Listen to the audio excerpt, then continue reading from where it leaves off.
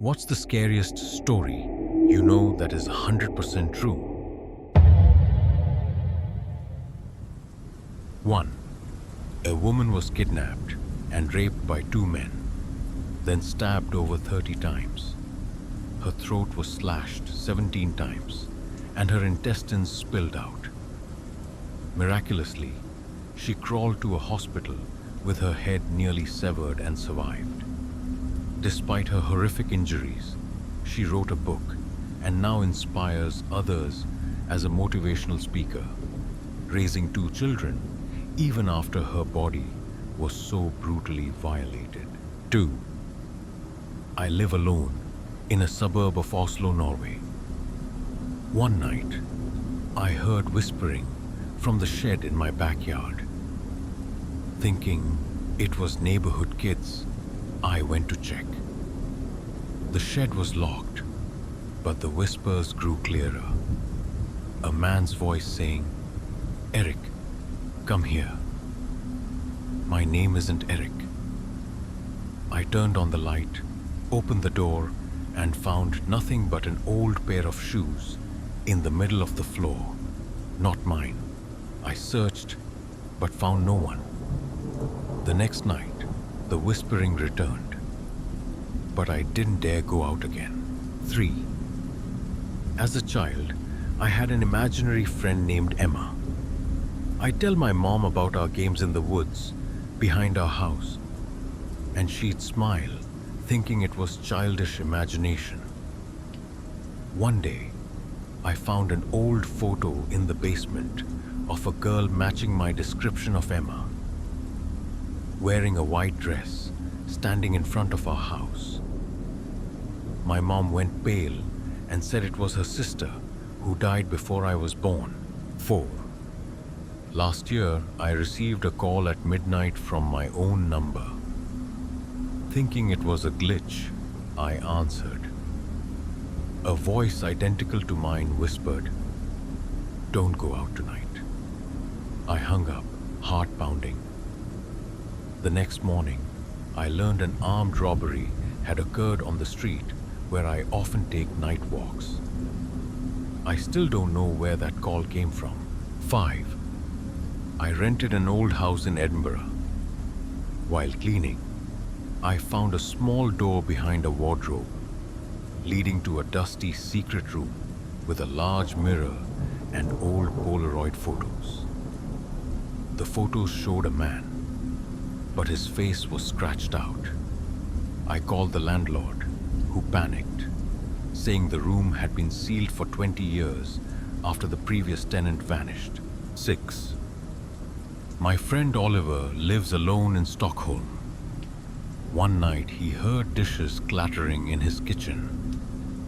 Thinking it was a burglar, he grabbed a baseball bat, but found no one. Strange things continued. Objects moved. The TV turned on by itself, and footsteps echoed in the hallway. The creepiest was a note on his table saying, "Thanks for the coffee." Oliver doesn't drink coffee and lives alone. He moved out soon after, still unable to explain it. 7. My friends and I explored an abandoned house in Dublin's suburbs.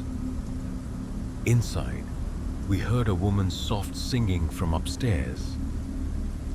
Thinking someone was there, we called out, but no one answered. The singing stopped. Upstairs was empty, dusty, with no footprints.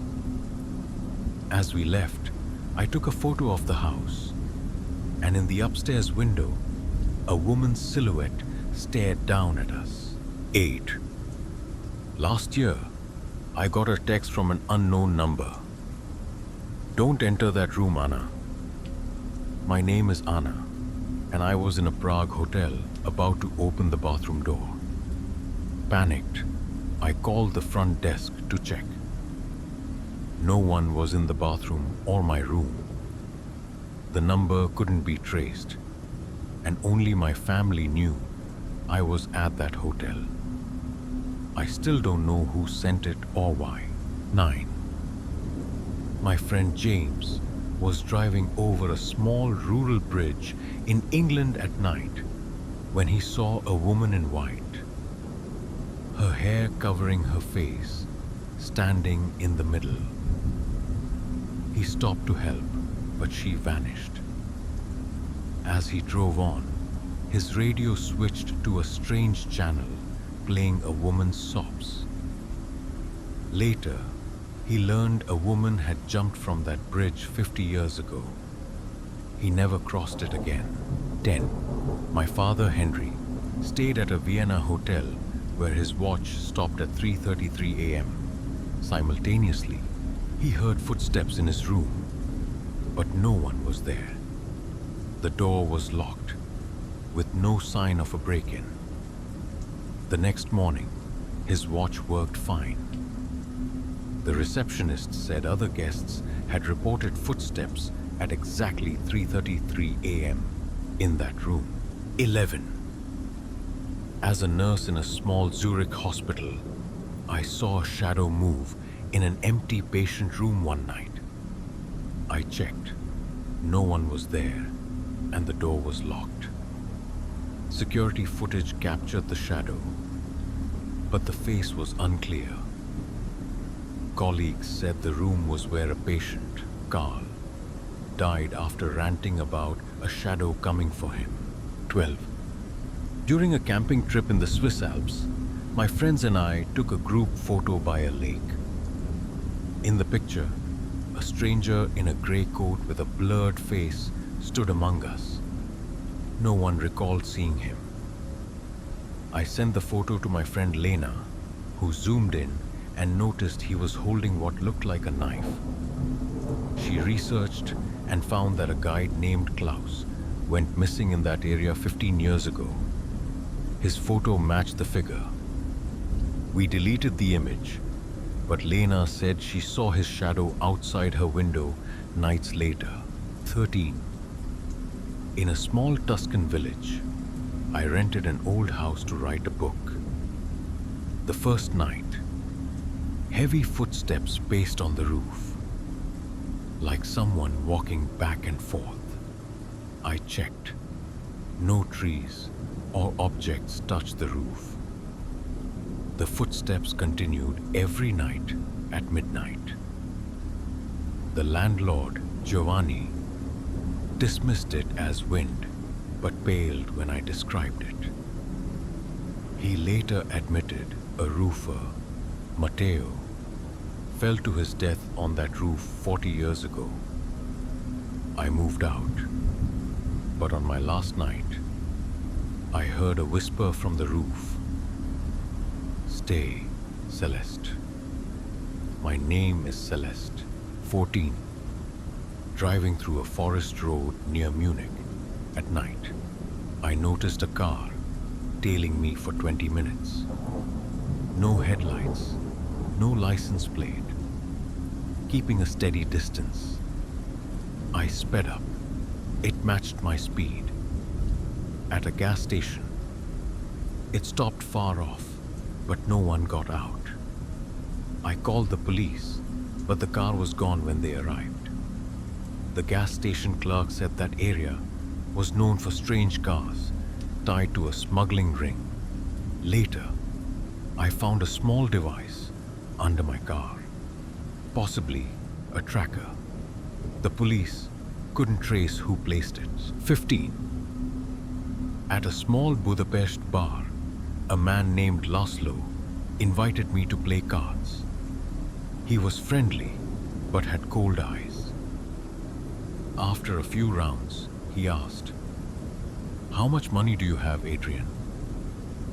My name is Adrian, but I hadn't told him. I refused to continue, but he grabbed my arm saying, "You're not going anywhere." I pretended to use the bathroom, slipped out, and saw two men blocking the exit. I escaped by taxi. A friend later said the bar was linked to a scam ring targeting tourists. I never returned to that street. 16. driving in heavy rain on a deserted road near Lisbon. I saw a man waving, his shirt soaked in blood. Thinking he was in an accident, I stopped. He rushed my car, pounding the door with a bloodied knife. I sped off, heart racing. In the rearview mirror, he stood staring. I called the police, who found a nearby murder scene. A woman stabbed to death. The suspect matched the man's description but wasn't caught. The police said I was lucky. He may have targeted my car next. 17. At a Copenhagen hotel, I opened the wardrobe and found a plastic bag filled with blood, containing a surgical knife. I called the front desk, but when they arrived, the bag was gone. Security footage showed a stranger entering my room before me, but their identity was unclear. The police suspected it was evidence from a hired killer using the hotel to stash weapons. No one was arrested. I switched rooms but couldn't shake the unease. A friend traveling in England accepted a ride from a man. He dropped her off safely. The next day, police questioned her about him, asking how they met and the nature of their relationship. She learned he had killed another female hitchhiker that same day, locking her body in his trunk while driving my friend. For unknown reasons, he spared her. She couldn't sleep, cried for days, and her home was placed under police protection. 19. The 2011 San Fernando massacre saw Mexico's Los Zetas cartel kidnap bus passengers. They executed the elderly and weak, raped and tortured women, threw children into acid, and separated men. Men were forced to fight to the death in gladiatorial games to recruit for the cartel. They even made bus drivers run over living victims. It's staggering that this happened in Mexico just years ago. 20. When I was 3 or 4, my grandmother and I were home alone when a man knocked at night. Without cell phones and in a kinder era, she answered. He asked to use the phone, but she refused. He asked repeatedly, then forced his way in. Our dog lunged, grabbing his arm and holding him. As he panicked, my grandmother pushed him out, locked the door, and called the police from upstairs. They caught him, a bar brawler who had stabbed someone that night. Without our dog, Big Brother, my grandmother and I could have been gravely hurt. 21. Last summer in my city, a 14-year-old girl was raped near a train station. After the attacker fled, she sought help, flagging down a car, only to be raped again by the driver. 2 strangers assaulted her the same day, just miles from my home. The cruelty of it still haunts me. 22. 9 years ago, in my Marina del Rey Casa, California apartment, a 3rd-floor balcony was decorated for Halloween with a prop of a man slumped in a chair. For days, I'd look up, thinking it was cool, wondering why they didn't light it at night. Then people realized it wasn't a prop. It was the resident who had died by suicide. I'd been admiring a corpse. 23. A 2-year-old boy vanished from a mall. After hours of searching, he wasn't found until Valentine's Day. 2 days later, 2.5 miles away, on train tracks, he was dead. His body mutilated and severed by a train. 24. A man died in Utah's Nutty Putty Cave. crawling through narrowing passages, believing they'd widen. He got stuck upside down, unable to breathe, for hours. After his death, retrieving his body was deemed too difficult, so the cave was sealed, leaving him inside. The claustrophobic horror is unimaginable. 25. Yvonne Pearson, a prostitute, was killed by Peter Sutcliffe, the Yorkshire Ripper. He bludgeoned her head with a hammer. Then, noticing a nearby taxi, dragged her behind a sofa. To silence her, he stuffed horsehair down her throat while pinching her nose. When the taxi left, she was still alive. So he kicked and jumped on her chest with his full weight until she died. Tragically, she left behind 2 young children, now motherless. 26. My friend lived in a dangerous neighborhood and was biking home at night. Across the street, a man turned and charged at him with a knife, screaming, "I'm gonna kill you." Thankfully, my friend dodged the attacker. He never biked at night again. 27. As a child, I had the same dream every night for years. Drowning as a giant wave pulled me under. Years later, working a summer job delivering mail in college, an elderly woman on her porch stared at me and said in a foreign accent, "You drowned when Oceania sank beneath the waves." I was shaken to my core. 28. During the 2021 floods in Germany and the Netherlands, I was trapped in a basement filling with water. The door wouldn't budge due to water pressure, and the window was too high with bars. Luckily, the water stopped at 6 feet, leaving me 10 inches to breathe while swimming, waiting for it to recede. Thankfully, the power was out, or I might have been electrocuted. 29. At 5, I couldn't swim. Another kid pushed me into the deep end of a pool. I blacked out and woke up on a chair in the sun, surrounded by my grandparents. My cousin had saved me, but I can't recall the event. I was told I drowned. My brain likely blocked the trauma. 30. My friends and I snuck into an abandoned asylum at night, not expecting much.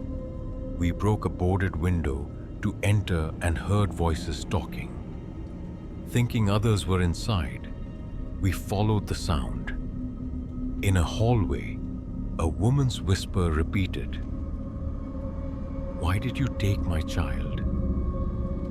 I was visibly shaking. We reached a room with a large cage like a pet crate, but human-sized.